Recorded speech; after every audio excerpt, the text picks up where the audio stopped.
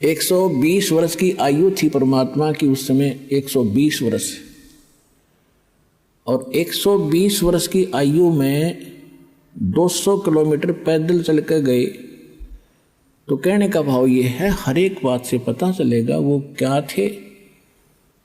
तो जब उन्होंने ये पता लगा, बिजली खां पठान को पता लगा कि गुरुजी यहाँ आ रहे हैं और यहाँ अपना शरीर छोड़ेंगे, और उधर से वीरदेव सिंह बघेल काशी नरेश को पता चला कि गुरुजी वहाँ जा रहे हैं अपना अंतिम सफर करने के लिए इस शरीर का, यानी वहाँ शरीर छोड़ेंगे। तो वीरदेव सिंह बघेल ने, काशी के नरेश वो हिंदू था और बिजली खां पठान जो है वो मुसलमान था।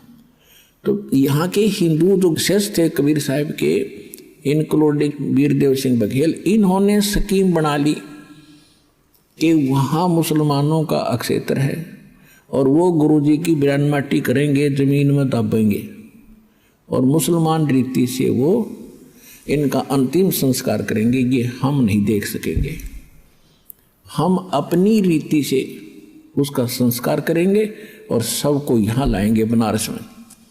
यदि सीधे हाथों बिजली खां नहीं मानेगा तो युद्ध करके लाएंगे। इस उद्देश्य से सेना साथ ले ली और वो से दर्शकों की दक्कन है ना कितने चाल पड़े। बिजली खां पठान को पता चला, सबकी व्यवस्था की, परमात्मा पहुंच गए। तो बिजली खां पठान ने कहा कि भगवान, यहाँ पर एक सबसे बड़ी समस्या हमारे लिए ये है कि यहाँ कोई जल नहीं है और आदमी गणे आगे, चारों तरफ से दर्शक भी आगे हैं, इनके नहाने और धोने की व्यवस्था नहीं हो पाएगी। बाहर से कुछ जल मंगा रखा है, केवल पीने की व्यवस्था हम कर पाए हैं। परमात्मा ने कहा कि मैं पहले बहते जल में स्नान करूँगा और फिर मैं शरीर छोड़ूंगा। बिजली खां पठान ने बताया कि महाराज यहाँ साथ में भगवान एक आमी नदी बह रही है, बहा करती थी, अब सूखी पड़ी है। भगवान शंकर ने इसको श्राप दे रखा है, इसमें जल एकदम खत्म हो गया, हम भी बड़े दुखी हैं। तो परमात्मा ने कहा कि चलो मैं चलता हूँ, दिखाओ मुझे कहाँ है। जिस स्थान पर परमात्मा ने शरीर छोड़ने का निर्णय किया था उससे 400-200 फुट 300-400 फुट की दूरी पर वो दरिया खाली पड़ी थी। तो परमात्मा वहाँ चले, साथ में सब दर्शक, और कबीर साहब वहाँ देखकर किनारे पर खड़े हो गए। खड़ा होकर के ऐसे इशारा कर दिया जैसे ट्रैफिक का सिपाही ऐसे हाथ कर देता और सारी ट्रैफिक भाग लेती है।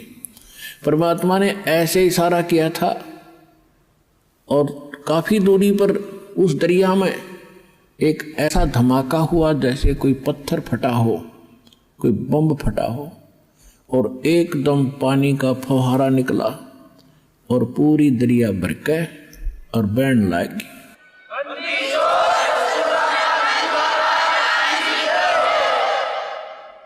ऐसा निर्मल जल सतलोक से भेजा भगवान ने। वो तो बहाना था, खुड़के दुड़के गाते। तो फिर सब ने स्नान किया और नहाए धोए।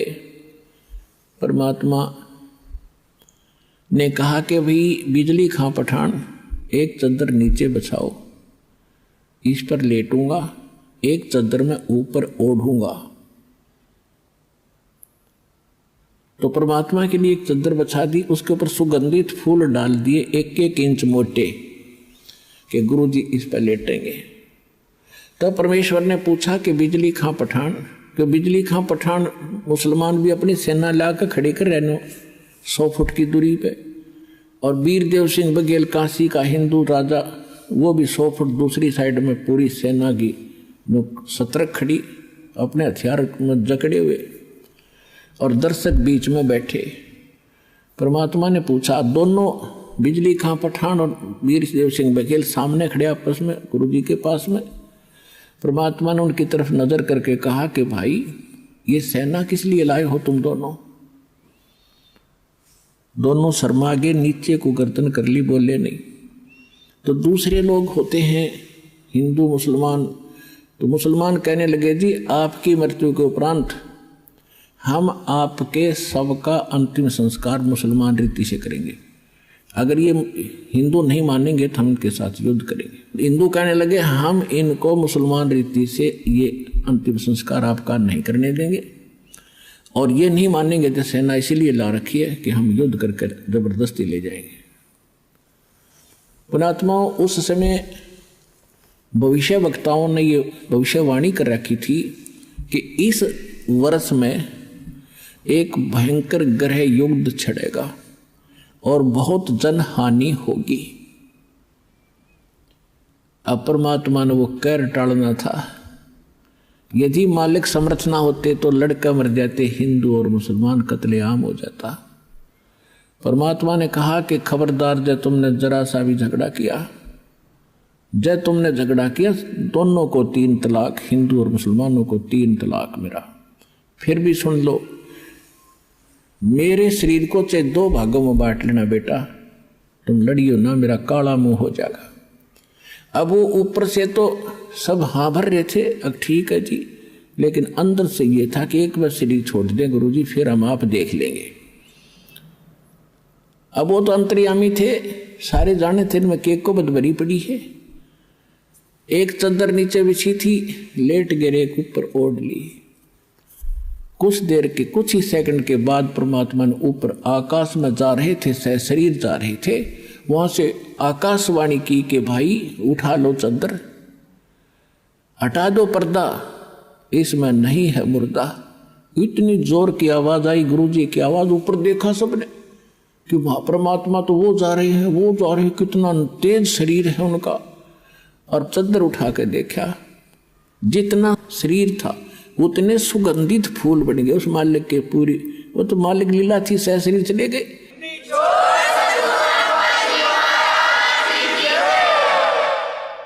अपने आत्माओं कहा तो वह कत्लेआम होना था, और कहाँ वो हिंदू और मुसलमान एक दूसरे से न्यू लिपट कर रो रहे हैं, जैसे किसी की माँ मर जा और पिता मर जा इकट्ठे, दोनों ऐसे रो रहे थे बिलख बिलख के, और पछता रहे थे अपने उस अज्ञान सोच को, रो रहे थे कि हम पहचान नहीं सके तो खुद अल्लाह आए थे।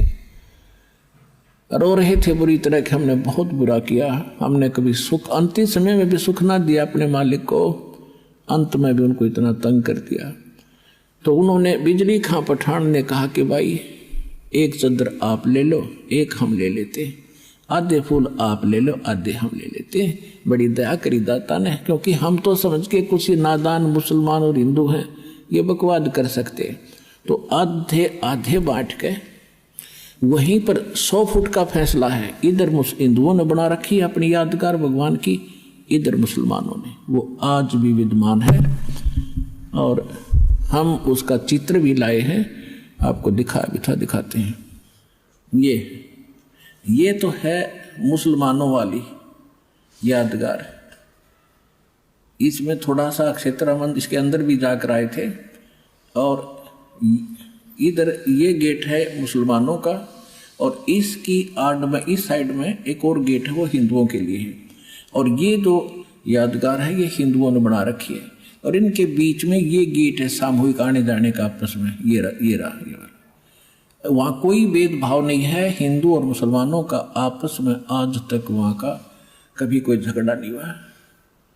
ये यादगार आज भी विद्यमान है, उस परम पिता के सशरीर जाने की ये यादगार है, प्रत्यक्ष प्रमाण है।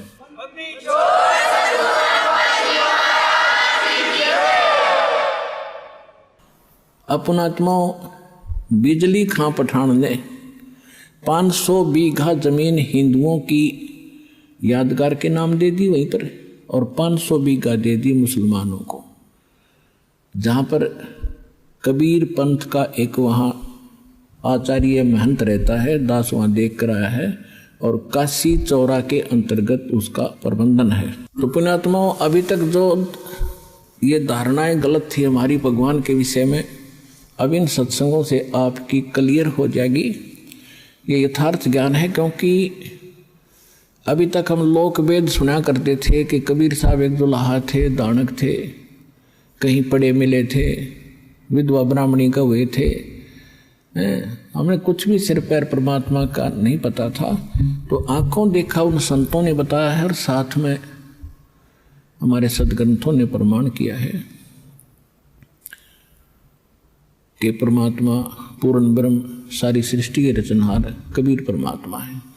अनंत कोट ब्रह्मांड का एक रति नहीं भारे, सतगुरु पुरुष कबीर हैं ये कुल के सिरजनहारे। हम सुल्तानी नानक तारे दादू को उपदेश दिया, जात दुलाहा भेद न पाया वो काशी माहे कबीर हुआ। तो धन्य भाग आपके पुण्यात्माओं, आपको यह अमर कथा, अमर पुरुष की सत्यनारायण की कथा सुनने को मिली। धन्य है आपके माता जिनसे जन्म हुआ। बोलो सतगुरुदेव की।